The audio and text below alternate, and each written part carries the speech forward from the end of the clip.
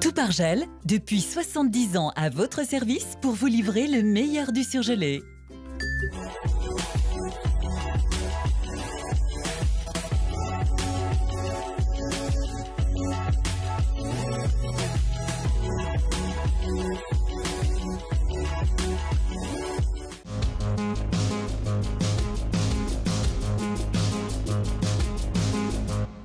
L'autorité de sûreté nucléaire présentait son bilan aujourd'hui sur l'année écoulée. Coup d'envoi de la fête de la musique à travers une cinquantaine de sites à Lyon. Enfin, un retour sur le match Iran-États-Unis, c'était le 21 juin 1998 au stade de Gerland. La sécurité nucléaire est globalement satisfaisante en Auvergne-Rhône-Alpes. C'est le bilan dressé ce matin par l'Agence de sûreté nucléaire pour 2017. Un état des lieux plutôt positif pour l'ASN qui se prépare à sa 4e grande révision décennale. Dès l'an prochain, elle se lancera dans une inspection approfondie de ces structures, notamment celle du Bugey, la plus vieille de toutes. La 2e visite décennale aura lieu sur un des réacteurs de la centrale du Bugey en 2020. Il y a un arrêt qui sera relativement long, donc c'est à peu près 4-5 mois, au cours duquel l'exploitant va réaliser un certain nombre de contrôles et réaliser surtout un certain nombre de modifications de son installation. La centrale du Bugey qui reste malgré tout au cœur des préoccupations du réseau sortir du nucléaire. Pour lui, l'ASN ne peut pas assurer un contrôle total. On l'a vu il y a quelques mois et sur la centrale du Bugey, il y a eu une fuite de tritium. Je ne sais pas si on peut dire qu'ils ne sont pas assez vigilants. En tout cas, ils n'ont peut-être pas tout à fait assez de moyens pour être assez vigilants. Il y a vraiment beaucoup d'installations nucléaires, ils surveillent beaucoup d'aspects. En 2017, l'ASN a réalisé 28 inspections à la centrale du Bugey. Elle a signalé plusieurs incidents nécessitant le déclenchement de 2 plans d'urgence.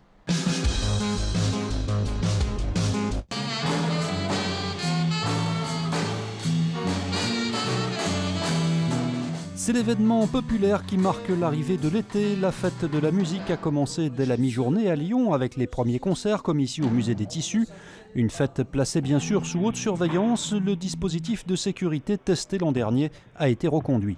Il repose notamment sur la mise en place à Lyon de 3 secteurs étanches à la circulation, sur la presqu'île, dans le Vieux-Lyon et autour de Gerland où il y aura le boulevard de l'Électro. Il y aura également des renforts de CRS. Il y a une compagnie de CRS et 80 CRS qui viendront en renfort. Sur l'ensemble de l'agglomération, oui, on est à peu près à 200 policiers. Classique, jazz, rock, électro ou hip-hop, il y en aura ce soir pour tous les goûts avec une cinquantaine de sites différents à Lyon. A noter enfin que les TCL proposent un dispositif renforcé avec un ticket spécial à 3 € valable toute la soirée.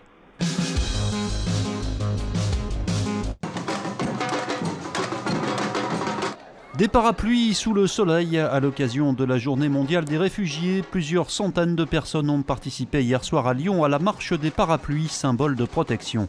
Il y a dans le monde 68 millions de personnes qui sont en situation de déplacement forcé, dont 18 millions de réfugiés sous mandat du HCR, obligés de fuir leur pays à cause de la guerre et de la persécution. Un très grand nombre, l'immense majorité de ces personnes sont déplacées dans leur propre pays ou vont dans le pays à côté. Les pays qui hébergent le plus de réfugiés, c'est la Turquie, c'est le Pakistan, c'est l'Ouganda. Voilà. Un petit nombre d'entre eux, même si parfois nous on a l'impression qu'ils sont nombreux, un petit nombre d'entre eux arrivent en Europe et arrivent en France et c'est vraiment notre devoir de les accueillir. Parti de la place des terreaux, le défilé s'est achevé place Carnot. Quel avenir pour le château du parc de la Croix-Laval à Marcy-l'Étoile? La métropole de Lyon se prépare à lancer un appel à projet. L'appel à projet ne concerne que le château et le ténement du restaurant qui est à côté. L'idée, c'est de retrouver une nouvelle vocation à ce bâtiment qui était autrefois un musée de la poupée et sur lequel la métropole veut relancer une nouvelle destinée à ce bâtiment. Donc elle lance un appel à projet relativement ouvert. Mais le projet retenu devra conserver une dimension ouverte sur le reste du parc. Il y a 5000 mètres carrés. L'idée, c'est d'avoir un projet qui soit ouvert sur l'extérieur et qui puisse être en relation étroite avec ce qui se passe dans le parc. Il ne s'agit pas de faire ici, d'ailleurs, ça fait partie des choses qu'on a exclues d'emblée, d'en faire un hôtel par exemple, d'en faire des choses qui seraient extrêmement privatisées. C'est bien évidemment d'avoir un projet ouvert, mais qui soit en même temps en relation étroite avec les habitants. Après l'appel à candidature, on devrait connaître le projet retenu en septembre 2019. Alors que la France dispute aujourd'hui son deuxième match de Coupe du Monde, il y a tout juste 20 ans, jour pour jour, une autre rencontre au sommet avait lieu ici à Lyon. À l'affiche, l'Iran face aux États-Unis. Retour sur un match considéré à haut risque. Et contrairement à ce qu'on pourrait penser, ce n'est pas l'opposition entre ces deux pays ennemis qui était au cœur des tensions.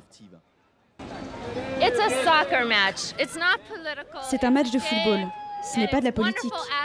C'est un jeu et c'est merveilleux de jouer tous ensemble. Je suis iranienne, vous voyez, mais je ne supporte pas le gouvernement iranien, je soutiens juste le peuple. L'occasion était trop belle pour les milliers d'opposants iraniens de condamner le régime de Téhéran. Devant les caméras du monde entier, ils étaient plusieurs milliers aux abords du stade de Gerland à rechercher une tribune médiatique. Pour éviter tout débordement et récupération politique, la préfecture de police avait renforcé dimanche soir les fouilles à l'entrée du stade. Pourtant, de nombreuses banderoles hostiles au régime de Téhéran ont fleuri pendant et après la rencontre. Selon la police, près de 10 000 sympathisants du CNRI, le Conseil national de la résistance iranienne, étaient présents à Gerland. Ils manifestent leur colère vis-à-vis de ce régime et leur joie en utilisant le terrain propice d'un match de foot que l'équipe d'Iran vient de gagner. Si quelques incidents ont bien eu lieu ce 21 juin 1998, l'histoire se rappellera surtout que pour son premier match en Coupe du Monde, l'Iran l'a emporté ici à Lyon 2-1 face aux États-Unis.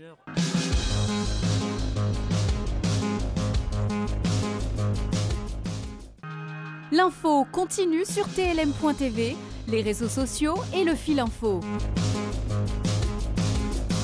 La météo avec la